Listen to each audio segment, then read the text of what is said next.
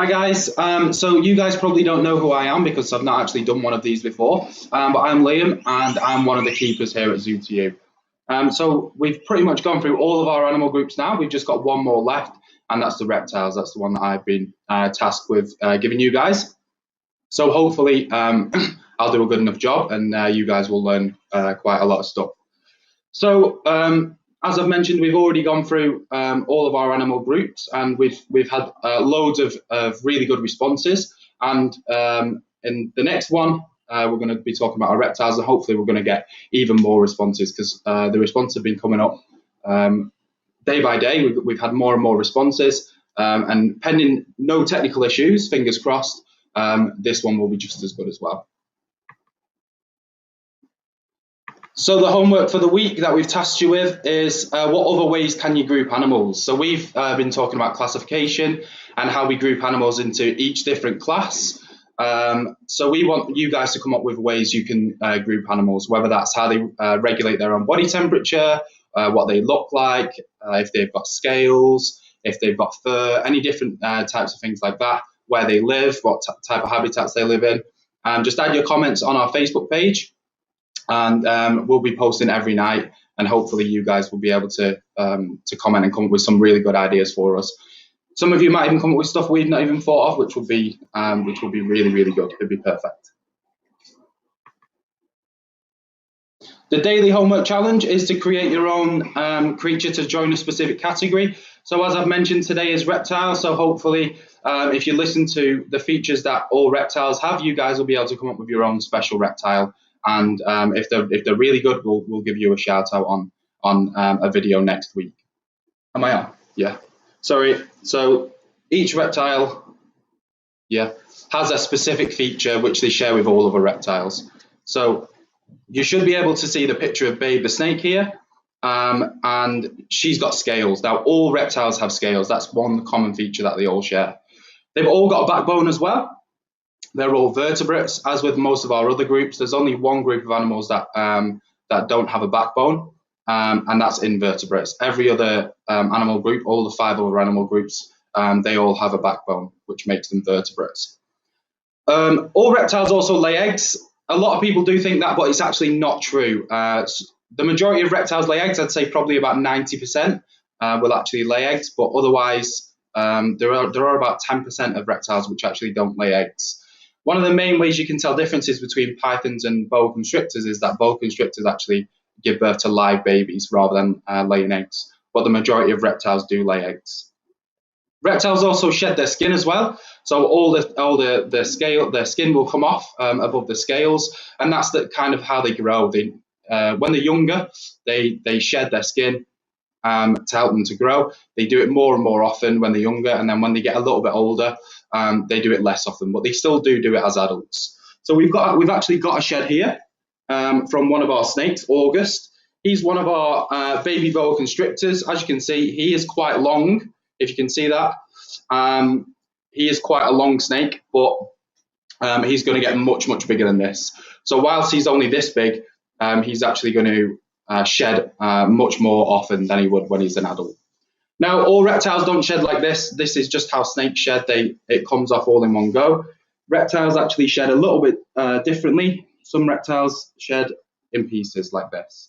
So this, if you can see this is a shed off a bearded dragon, a lizard. So lizards actually shed in pieces rather than shedding all in one go as well. So the main thing that reptiles probably share, that reptiles all have in common, the main thing is that they're all cold-blooded. And this basically means that they can't warm themselves up and they can't cool themselves down either. So when we get a little bit too hot, we can sweat to cool ourselves down. And when we get a little bit too cold, we can shiver to warm ourselves up. Reptiles can't do that. They can't do either of those things. So they need things in their environment to help themselves stay nice and warm. For example, the sun, or if you have them as pets, then we give them heat bulbs and things like that. So we're just going to go through some of our different reptiles. So hopefully everybody can see these reptiles when they pop up. So this one here is Bert. So Bert is one of our new arrivals here at Zoo2U. Hopefully you guys will all have been able to see him when we posted up on the Facebook page. He's a blue-tongued skink. So he's part of the lizard family. We've also got a common lizard on the picture that you can see here as well. And that one is actually from the UK. So even though I said they need to live in hot countries, some reptiles do have the ability to keep themselves warm, even in quite cold countries, because as you lot probably know, we don't really get it very warm in this country. We've also got a chameleon. That's Radimer. He's our little chameleon that we have here at the zoo. He's very, very cheeky. He's very, very friendly. And they're pretty cool because they can change colour. And that's a really cool feature that they've got. Now, we've also got snakes. We've got loads of different types of snakes. The main way to categorise snakes is to categorise them into venomous and non-venomous. Now, we don't have venomous snakes here at Zoo to You. We have Babe and Wilbur, the hognose snakes, which are technically non-venomous, but they do have toxic saliva. So if they were to bite you, it would hurt a little bit more than a non-venomous snake would. It will give you a little bit of an irritation, but they are technically non-venomous. Now, we also have Andre, the big boa constrictor, and he is definitely a constrictor snake. He loves to squeeze his prey, bite onto it, wrap himself around it, use his big body and his big muscles to squeeze it as hard as he can, and that's how he kills his prey. So as you can see, loads of different types of reptiles. So what we're going to do now is we're going to introduce you guys to Herbert. Now, Herbert is one of our tortoises. We haven't spoken about tortoises yet, so this is our opportunity to introduce you guys to a whole different species of reptile. So Herbert is a Horsfield's tortoise. We'll grab him out of his box now, and we'll introduce you guys to him. Now, he is a little bit grumpy, so don't expect him to smile at you or anything like that. But he's really, really grumpy. So that's Herbert. So Herbert is a Horsfield's tortoise. And what we're going to do, we're going to talk a little bit about him now. We're going to talk a little bit about his lifestyle. So first things first, you notice the main thing about Herbert is his shell. And his shell is what he uses to protect himself. So basically, if anything tries to eat him, what I'll do is I'll push his head all the way into his shell, and then he'll tuck his legs in front. He'll use these hard scales as armor. He'll tuck his back legs in as well, and then you won't be able to get into the shell. Now, don't get me wrong, it's not impossible to get in there. So, for example, if something like a lion was to try and eat Herbert, they could definitely bite through the shell. But lions aren't interested in eating prey this size. They're much more interested in eating things like gazelles and buffalo and things like that. The kind of predators Herbert needs to worry about, they're definitely not going to be able to bite through the shell. If I was to try and bite through Herbert's shell now, my teeth would break before I even put a dent in his shell. So his shell is a really, really effective way of protecting him. The only thing it doesn't really protect him from is birds, and that's basically because they can grab hold of him, fly up really, really high, and then drop him onto a rock or onto the floor or anything like that. Now, that's not very nice for Herbert because that'll break his shell, and he's not going to live through that, but it's really, really good for the bird, and that's basically just how the food chain works. So even though his shell gives him loads of protection from anything that wants to eat him with his teeth, birds have found a really, really effective way of getting into it. So a lot of people think that tortoises can live hundreds and hundreds of years. That's not always true. Herbert here is, he can only live up to about 60 years old on average, something like that. Usually the bigger the tortoise, the longer they can live. So the largest species of tortoise in the world are Galapagos. They can live up to 200 potentially. And then the bigger the tortoise, the longer they can live. So Herbert, quite a small tortoise, is not really going to get much bigger than this. So he can only live up to about 60. I mean, it is still quite a long time. So if you guys do end up getting a pet tortoise, then it's definitely a lifetime commitment, and probably sometimes even more than a lifetime commitment. So what we'll do is we'll tell you how to tell Herbert's a male tortoise. So he's got a really, really long tail at the back here. And this is probably the most obvious way of telling that he's a male. I don't know if you guys can see that. So here's his tail. Really, really long. And the females, they don't have this long tail because they lay eggs. So if they had this really long tail, it would just get in the way and they wouldn't be able to lay their eggs as effectively as they do with a really short tail. Another thing is his size. Even though he isn't very big, the females are bigger. He is only 10 years old at the minute, so he has got a little bit more growing to do. But a female of the same age as him would be smaller than he is. And the third thing, how we know he's a boy, is his claws. So these claws are actually quite long, and the female's claws are much shorter. Now, I'm not actually too sure why that is. If anybody does know, then feel free to post in the comments. Usually in tortoises, the females have the longer claws because they need to dig holes to lay their eggs. This one is a little bit different because the males have the longer claws. So if anyone thinks they have any ideas why that is, then feel free to post in the comments. So Herbert is a little bit of a strange tortoise as well because of where he lives in the wild. So as I said, tortoises, all reptiles, they need to live in nice, warm climates, nice hot countries. Herbert is, he's also known as a Russian tortoise, and that's because these are actually found in Russia in the wild, which is a really, really cold country.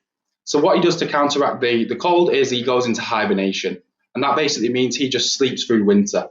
So in Russia, it's cold for about 9 months of the year. So Herbert has the ability, if he needs to sleep for 9 months, which is a very, very long time, which means he's only going to be awake for around 3 months of the year. Now, they shouldn't be doing this in captivity. The only reason reptiles hibernate in the wild is because it's too cold. It should never be cold enough for them to hibernate in captivity. So if they are hibernating, then you guys need to basically up the temperature in your enclosures because it's not warm enough for them. So the last thing about Herbert we'll say is that he's a herbivore. He absolutely loves to eat things like leaves and grass. Now, he can eat fruit and veg and stuff like that, but it's just not really very healthy for them. So I know a lot of people who have tortoises as pets like to feed them strawberries and stuff because the tortoises love to eat them. And, you know, they look really, really tasty. They probably are really tasty to them, but just not very healthy. It's like us eating McDonald's all the time. We're going to end up getting really, really unhealthy. So if you have a tortoise, try your best to stick to leafy greens and grass. Grass is a really, really natural diet for them.